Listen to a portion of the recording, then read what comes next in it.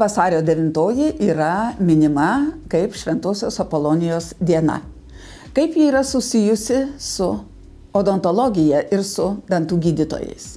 Europoje, Amerikoje daugelis meldėsi Apolonijai, ji laikoma šventa, daugelis odontologų, organizacijų, draugijų netgi turi Šventos Apolonijos vardą.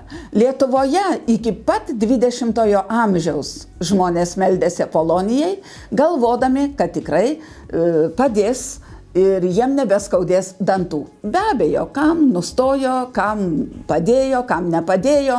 Čia priklauso ir nuo tikėjimo, bet vis tik tai ji yra laikoma dantų ir dantų gydytojų globėja. Ir labai malonu, kad mūsų ir odontologų draugijos buvusios ir dabar ypatingai rūmai būtent švenčia oficialiai Šventos Apolonijos dieną ir šios dienos proga yra pagerbiami geriausieji odontologai. Ir šiais metais pagerbiamas daktaras iš Klaipėdos, Romas Sabunevičius, aš jį labai sveikinu, linkiu jam sėkmės ir žinoma sveikinu kolegas su mūsų dantų gydytojų globėjos diena ir noriu palinkėti, kad jie būtų aktyvesni, kad siūlytų savo kolegas būti pagerbtiems, būti laureatais Šventos Apolonijos, nes yra be galo daug mūsų gydytojų, kurie dirba labai gerai, labai pasišventusiai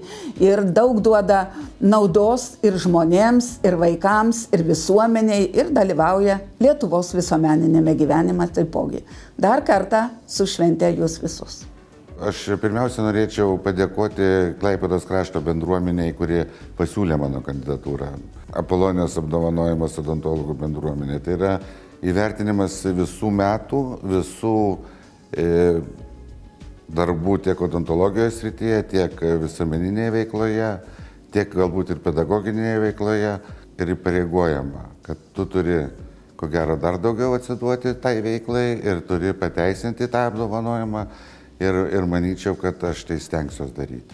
Tradicijas kuriame patys ir aš manau, kad tai yra labai graži tradicija, kada malonu visiems susirinkti, susiburti, paminėti ir pagerbti mūsų geriausius specialistus, žmonės, kolegas, juos pasveikinti, pasidžiaugti jų nuveiktais darbais. Linkiu visiems būti aktyviems, geranoriškiams, kolegiškiams ir kad ateityje šita graži tradicija nenutrūktų.